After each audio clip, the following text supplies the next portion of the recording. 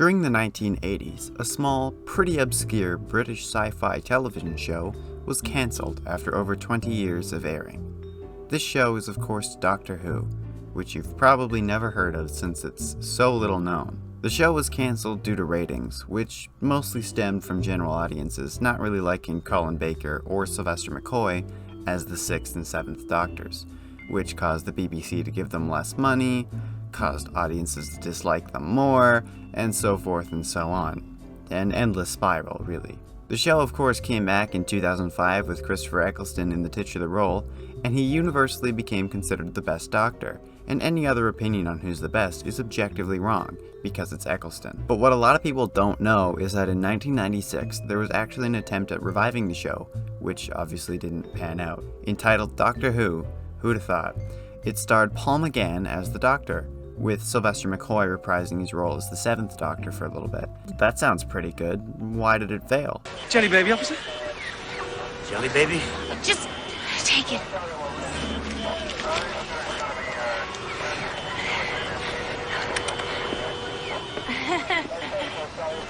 Now would you stand aside before I shoot myself?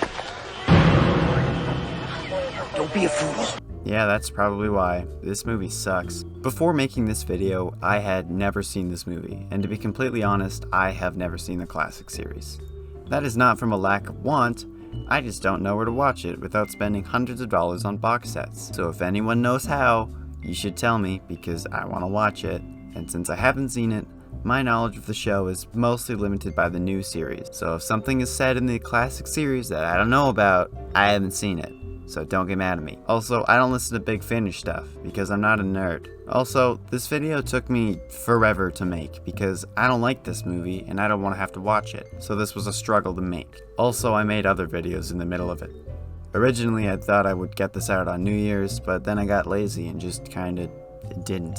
I wanted to actually enjoy my Christmas break, leave me alone. But let's not delay anymore, let's just hop right in, shall we? So the movie opens with a view of a planet with narration from Paul McGann himself, saying that the Master has been on trial on Skaro by the Daleks. I don't remember the Daleks being too fond of trials or Time Lords, but we'll just skip over that. Apparently the Doctor has been ordered to take the Master, who's in this little jar thing, to Gallifrey. I guess the Daleks and Time Lords are real chill right now. Hope that doesn't change.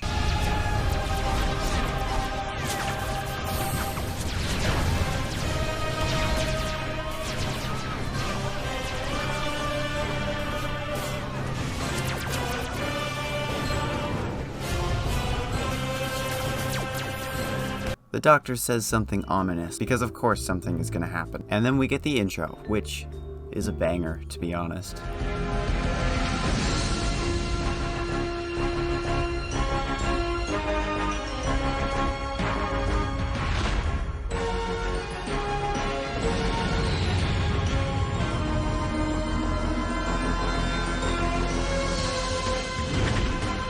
Some people think this is the best rendition of the theme song, but I disagree, but it's still really cool. Anyways, once we're done vibing to the intro, we then cut to the 7th Doctor, just kinda hanging out in the TARDIS, reading Diary of a Wimpy Kid or whatever. And then we get an ominous line from the narration, suggesting something is gonna go wrong, which of course it's about to, because we need a movie to happen. And while we can see it, I'm gonna come out and say it. I'm not very fond of this TARDIS interior. Yeah, I know, a lot of people like this one, I get it, and I can see why some people like it, but I'm not very fond of it. I don't like that it looks like a building and it's not all sci-fi and neato, and I don't like the big girders over the console. It looks weird and I don't like it. I'm sorry, but I had to get that off my chest.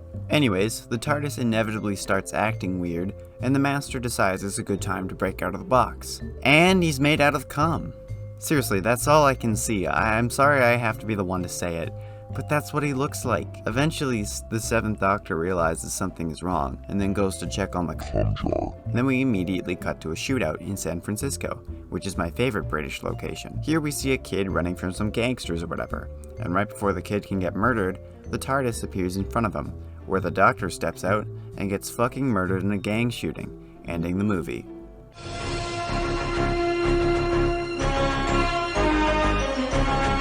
No, of course the movie doesn't end here, but it's so bizarre to see the doctor get killed in a gang shooting in San Francisco of all places. The shooters run in fear from the fact that a strange blue box just materialized in front of them and they just killed an innocent man. And the kid who is running holds the doctor as he says some random stuff, I don't care about what, and then the cum master oozes out of the lock. Eventually the ambulance arrives to take the doctor to the hospital, where they name him John Smith, which, yeah, that's kinda cute, I'll be honest. Also, the cum master sneaks into the ambulance as well. When they eventually arrive at the hospital, they x-ray him and discover he has 2 hearts, which, yeah, is obviously not normal.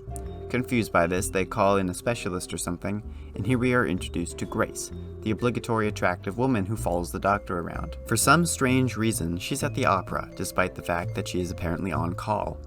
I really don't understand this. Eventually, she makes her way into the surgery room to finally attempt to save the doctor's life, despite the fact that the other doctors are still getting weird x-rays. And mid-surgery, the doctor wakes up and starts freaking out because the surgery will literally kill him because he isn't human.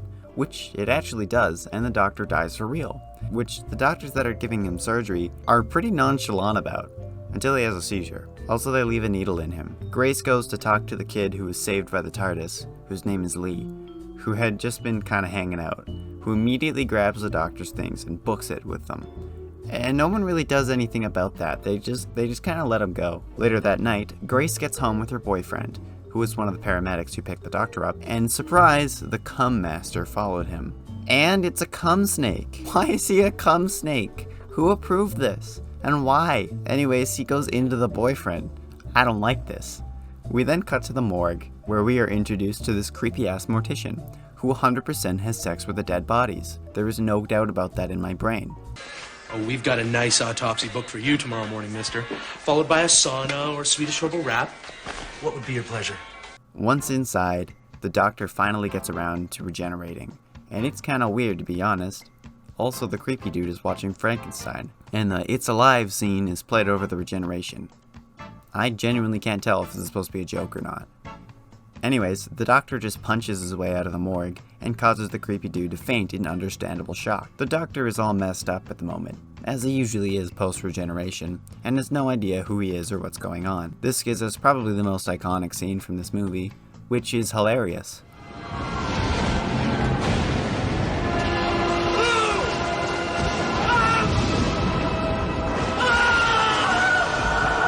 After yelling for a bit, the doctor steals clothes out of someone's locker, which were intended for a New Year's party, and conveniently very doctor-y, and he wanders off with them. Morning inevitably comes, and Grace's boyfriend has woken up and is muttering to himself in front of the window like a crazy person. Grace, confused by this, goes to talk to him, and is revealed that her boyfriend has been possessed by the master. Also, he has snake eyes, for some reason. Who knows, man. He says he needs the doctor's body, or something, and we then cut back to him in the hospital as Grace actually shows up for work, despite seeing her boyfriend possessed, only to immediately quit, because she finds out that some people are covering up the weird stuff they saw mid-surgery, also the fact that the body is missing. The doctor sees Grace and kinda remembers her from the surgery, so he decides to go harass her, which she understandably doesn't like, because as hot as Paul McGann is, he's rambling insane things like an insane man in the middle of a parkade. However, the doctor eventually shows her the needle she left in him from surgery, which kinda convinces her that he's not completely insane. Back in the hospital, the master can't find the body because it's not there, and he then pulls off his fingernail to scare a lady. Eventually he finds out that Lee has stolen the doctor's things, and this is what he calls him. The Asian child. I hate this movie. Meanwhile, Grace has taken the doctor back into her apartment, and the doctor's memories are slowly flooding back, and Grace progressively believes more and more that he isn't a complete madman, as he rambles on about time travel and regeneration and things like that. Also, he says that the only reason Grace became a doctor was that so she could hold back death, and no other reason. Which, no, that doesn't even make sense. We then go back to the master, who's found Lee, and since he has stolen the doctor's stuff, he has the key to get into the TARDIS inside. Of course, they go in, and the way it's shot makes it look like the master just teleported in, and the master reveals himself as a Time Lord, and convinces Lee to help him get the doctor by pretending to be really nice. Also, he bribes him with a ton of gold. The two wander around the TARDIS, and eventually stumble into what looks like an ancient temple, because somebody wanted to reuse a set from something else probably. This room does not feel like it should be in the TARDIS, it feels so out of place. Also, there's bats in it, which is weird. Inside this room is the Eye of Harmony, which powers the TARDIS or something, and Lee looks into it, which causes the Doctor to immediately remember everything and kiss Grace, who is 100% into that, which is fair. I mean, have you seen Paul McGann? I'd let him kiss me. This causes the Doctor to sense the Master, and kind of freak out about that, and Lee can see through the Doctor's eyes or something. So the Doctor says some sci-fi stuff that I stopped listening for, which rightfully confuses Grace, and apparently the Doctor needs an atomic clock or the world will end at midnight. For some reason. Atoms are being rearranged and the world is falling apart as disasters rage across the world. And to prove this, the Doctor walks through a wall. Also, I feel that could come in handy later on in this movie, the fact that because everything is breaking, he can just walk through walls. But he never does that again. Conveniently, there is an atomic clock nearby, and since Grace called them earlier because she thought the Doctor was insane, the Master shows up in an ambulance to take them to the clock, and the Doctor doesn't recognize them. Grace, however, should recognize the Master because he was her boyfriend, but she just decides to not say anything. Eventually, the Master's glasses fall off along the ride, revealing that he is in fact the Master due to his snake eyes, and he decides to spit acid at them. So the Doctor shoots him with a fire extinguisher and him and Grace run for it. They run into a cop along the way who rightfully questions them for running around in the middle of a traffic jam, so in response, the Doctor feeds him a jelly baby, which he takes for some reason, and then the Doctor steals his gun and threatens to kill himself, and then he steals his bike and runs off. What even is this movie? It probably seems like I'm rushing through this. I'm not. It's just paced like this. It's just a weird movie. They run to the lab where the atomic clock is, with the Master in close pursuit, which is of course having a big party. Also, the Master beats them there by taking a shortcut. Inside, the Doctor and Grace have a very strange interaction with the security guard, who says they can't go in, which Grace says that since she's on the board of trustees, she can go in. And then they just walk the other way anyways. What was the point of that scene? Eventually, they bump into some scientist that Grace knows, and the Doctor says he's half human, which is the other infamous thing from this movie, because it does not work in-universe at all. It might be that the Doctor was kidding, but it really doesn't seem like it. So yeah, this is a weird detail, and the fanbase just kind of ignores it, so I will too. Somehow, the Doctor and Grace make it up to the clock and steal a bit from it, and then they eventually get stopped by a security guard. Apparently, the Doctor knows who this is, and that he will eventually become a scientist. So he gives us some homework advice and a jelly baby, and then they walk off with no further questions. As they run, they find that the Master is here, and he has frozen some security guards and come. As any rational person would, their response to this is to pull the fire alarm and rappel down the side of the building. Eventually, they get back to the TARDIS, and a cop is chasing them on a bike, who apparently has no brakes, and he runs straight into the TARDIS only to immediately turn around and run out. I don't know why this is in the movie. Once inside, Grace gives the obligatory, "Wow, it's the TARDIS" scene, and she calls it low tech, which pisses the Doctor off, and he explains that they have to fix the TARDIS, or something, but there's no power, or blah blah, whatever, who cares. After working on it for a bit, Grace suddenly gets possessed by the Master, and bops the Doctor on the head, and ties him up. When he wakes up in the Eye of Harmony room, the Master decides it's time to change into a Time Lord outfit, which means I'm taking him even less seriously than I was before. Also, he kisses Lee, and it's creepy, and I don't like it. Grace hooks a big torture device thing to the Doctor, and the Master tells us that the Doctor is in fact half human, but we'll ignore that, as the Doctor tries to convince Lee that the Master is evil, which he does pretty easily actually.